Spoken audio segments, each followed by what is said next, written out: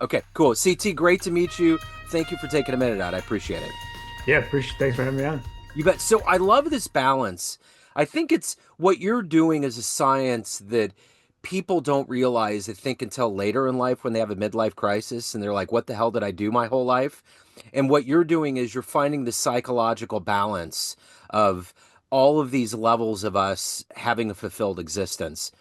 Before we get into how this happened, I want to know something that threw all of our balance off for a while was surviving that pandemic 4.5 years ago.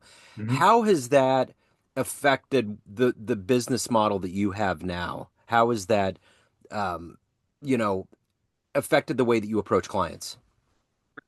I would say that I'm in a very different space now than then. So at that point, I was strictly just focused on growing my website design business.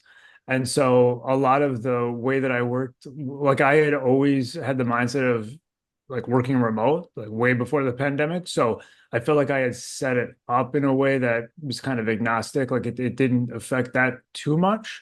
But I would say that I'm very big on, I love meeting my clients, or I had podcasts like meeting my guests like in person. Like I love that, building those relationships. And so I would say that that actually would be like the biggest thing that I noticed that changes, that people don't necessarily like appreciate that as much, or like there's a little, they're like, oh, we can just talk on Zoom. Like it's a little, it's just kind of funny how the dynamics of that.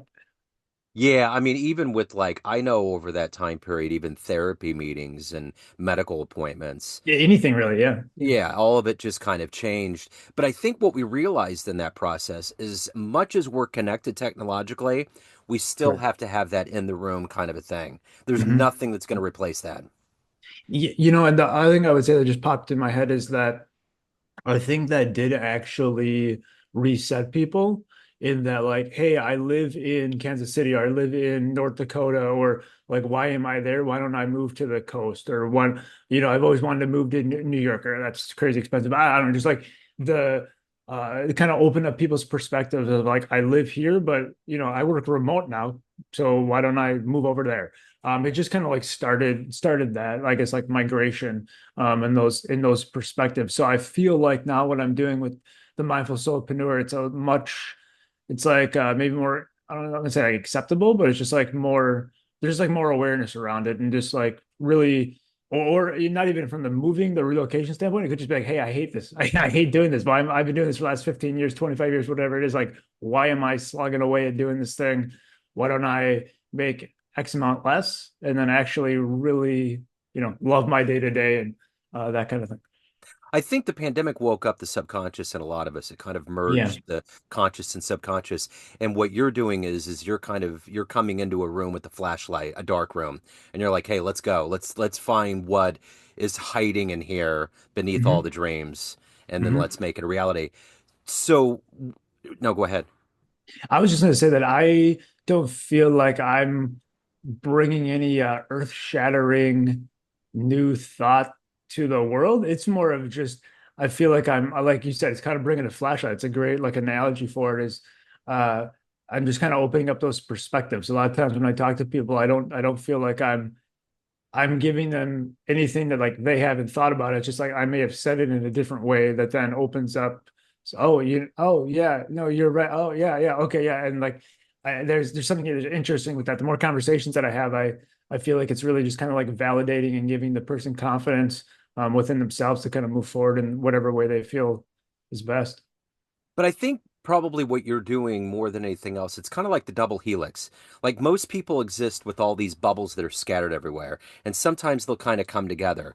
But we need to have that unification. It's like Mhm. anytime I listen to somebody like Tony Robbins, it's like these are thoughts that we all have of being a human being, being more responsible with everything, relationships, money, everything that we're doing in our lives. But there's something about him that's presenting these ideas in a linear fashion in a way that we can comprehend because it's not new. I mean, it's all of these human behavioral patterns are out there and they're all like things that we think about as humans, but we all need that kind of ombudsman to lead us through that and say, hey, this is where Mhm. we need to be. We need to take all of this and make it into something that looks good, you know? Yeah, absolutely. So let's get to the heart and soul of what you do on a daily basis. And to do that, I want to put you in front of a bunch of grade schoolers at career day. Let's say third graders. One of the kids in the back of the room, you walk in, he's curious, and he's like, "Hey, what do you do for a living?" How do you answer him? I would say that I help people to be just as happy when they leave for work as they are when they come home, and that would then positively affect all areas of their lives. I haven't thought about presenting this to a third grade classroom, so I appreciate the Yeah. idea. That's good. Yeah, no, it's a good explanation. So let's stay in third grade. What did you want to be when you were in that age range, 10 or 11? What was your dream to grow up and become? I think I wanted to work at a go-kart track Yeah. or like a car wash. And I remember my parents not, thinking that was the best career path, but for some reason I was drawn to that. And no, I'm not into cars at all, but I just thought that was the coolest thing. Oh, of course. Yeah. When you're growing up, that is the coolest thing. Because I remember seeing those people when I would work and I was like, what a glorified job. Because they get to ride all that for free. They get to make money. Money's not a big deal at that point. They just need to pay for insurance and Yeah. whatever sundries, you know. So talk to me a little bit about your timeline, where you were born and raised. What were some of the seeds that were planted into you to get to this point in your life where you help people find this work-life balance? Mhm. I was born and raised in Wisconsin. I lived there for the majority of my life until a couple of years ago, moving to Florida. Felt it was the move was all very intuitive and just kind of energetic that I needed to move by the water. And so I was able to make that work. I think from an early age, my parents instilled positivity just kind of around everything that we did. And I even think back when I had like my first job, this has come to me as like it really helped like my I guess my career landscape was that I worked for my late father's advertising agency, and in that, the manager that I had, we were building a bunch of websites, doing a bunch of stuff website wise. That he was also very positive, so it never uh, made me worry to make a mistake. I could just try and learn, and this worked, this didn't work. But like I didn't have to worry about any kind of negative repercussions, and I feel like that just like opened me up to try new things, not feel like I need to be stuck in a box. And so I was there for about a little over 5 years, and then started my own web business close to a decade ago. And it looking back on it, I feel like I couldn't have just done the Mindful Soulpreneur from there. Like I needed all of those experiences to be able to like to get me to this point. It's very interesting when you reflect back and kind of see the different kind of twists and turns and people that you met to get you to where you are. Well, I mean, and you bring up an interesting point because all of us have had bosses that just kind of strangle that level of freedom out of you. And it's such a big deal when you have somebody that will allow you, which is the idea of an entrepreneur, to fail or to figure Mhm. it out or to get to a place where you find your comfort zone. It's so huge. Yeah. Yeah, I would tell you too, I've with the Mindful Soulpreneur, I've said that the like goal or the mission or like the bigger purpose, this is way bigger than myself, is to rid the world of the Sunday Scaries. And I would tell you that I've never, I don't think I've like personally felt that, but there was two particular days where I knew something had to change, and it was when I was working at my dad's business, and I woke up one morning and I was like, I don't want to go to work tomorrow or today. I'm having more fun from 6 to midnight than I am, 8 to 5. Yeah. And then fast forward however many years doing the web business, and I was seeing a movie, and I got out and I was like, I don't really want to do the web stuff tomorrow. And so then that kind of it. I've been doing the solopreneur the solopreneur thing, but like just kind of those aha moments. It was like, no, okay, I got to do it. I have to do it now. I had that moment with the movie in the 90s, Office Space. And I remember just it was all about corporate life and that whole thing. And I remember that was it. Like once I saw that, it just compounded what, that environment was like, and it was time for a change. So yeah, there's sometimes there's a flashpoint, Hollywood can pull it out of you, you know? Yeah. So, so let me ask you this. You had mentioned your dad, but who's ultimately been that inspiration or hero for you in your life that's fueled you to become who you are today? Yeah, I would go back to my dad. So he passed when I was 27, and I feel, and it's crazy. It's been it was eight, I guess 8 years. Actually, yeah, 8 years ago, a couple of days ago that he passed, and that like set me, I feel like, on a rocket ship to where I am now. And it doesn't mean that I wouldn't have gotten to this place or I wouldn't be doing this work, but I just firmly believe that everything happens for a reason. And so uh, there was like a bigger like purpose behind going through that experience that then kind of led me down this road. And it's motivates me every day. So, of all the entrepreneurs that exist out there, if you could hang out with one of them that you admire, you look up to, spend some time with them, ask some questions, something that would help you in your growth, who would you love to hang out with? Brendan Burchard. Okay. What would you want to know? I guess the only th I just I'm so my number one love language is quality time. So like him and I could just be watching paint dry, and that would be just as fun as going on some world travels. The one question that comes to me as you asked that was like how do you stay so grounded? I've been following him for probably a decade, and I just feel like he's the same dude, and I love that about him. Like it doesn't matter if you meet him here, there, wherever. He just seems super genuine and down to earth, and in kind of like any situation, just kind of always being him. And it's a quality that I really admire in others and hold in high regard. And so yeah, I probably would want to dive into it with him on that. So, for a guy like that, they wake up every day and have a clear agenda and they have motivations and a mission. What is that for you? What gets you up every day? What motivates you to do this work to change lives and to also evolve yourself as a human being? I'm very intrinsically motivated, and so I've learned that about myself. And I would say that as I've gone through my career, having something like a purpose that's bigger than yourself is really important. Like it's not about the money, it's not about the fame, it's not about like the materialistic success. It's really just helping and serving others. Like it's just like it's not even about me. Like it's just about like who I work with. It doesn't and it's just like I guess having that perspective. Um, but I like we only get one shot at this life, so I just enjoy every moment that we have, and whoever I can help along the way is it's even better. So, when you look at your new life right now of helping people and coaching them, what's been a client that's been one of the more memorable ones? And I say it from this perspective. What client made you grow the most unexpectedly, realizing things about either yourself or your business? Was there been a client like that? There was one lady that I was working with who wanted to be an actress, but had given up on that, and I felt like we were able to go from like 0 to 100 really quickly.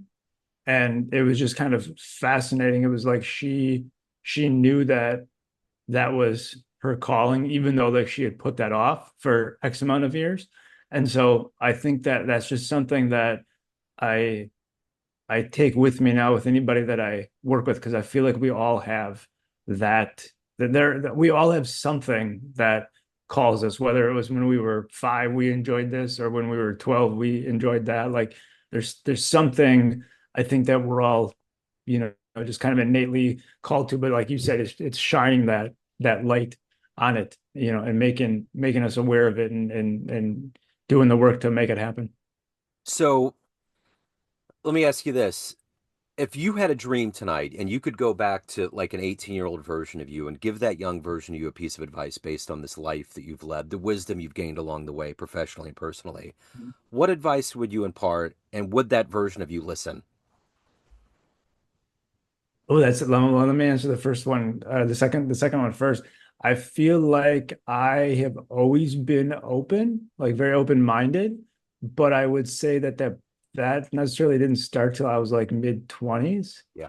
So I would say I think I would hear them, but like would I actually had taken it to heart? Maybe it would have taken 10 years to settle in.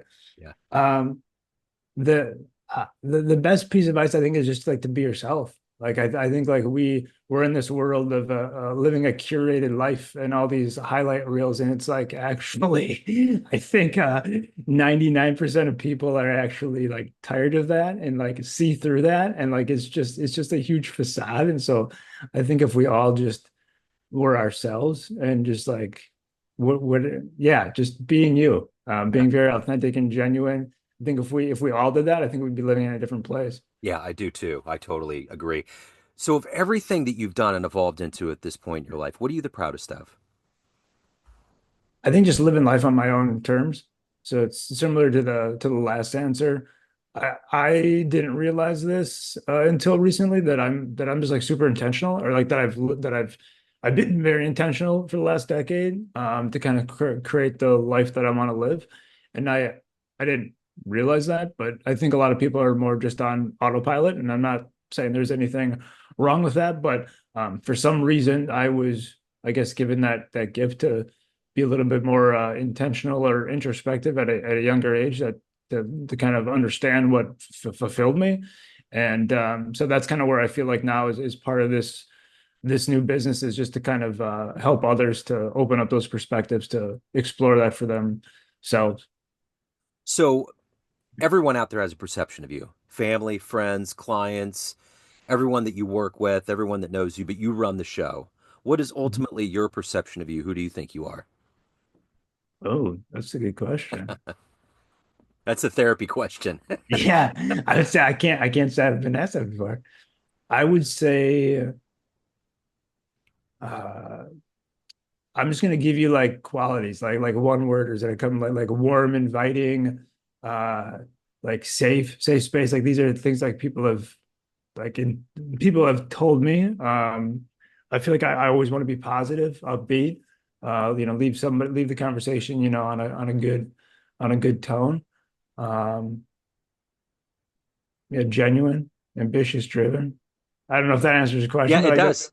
Yeah, yeah, yeah, it that's totally does. So, yeah. CT, if anyone out there is listening to this and they're on the fence and they want to find that harmony, that balance in their life Yeah. between work and their personal lives, what would you say to them to reach out to do that, to make that effort, and how would they do that to reach out to you?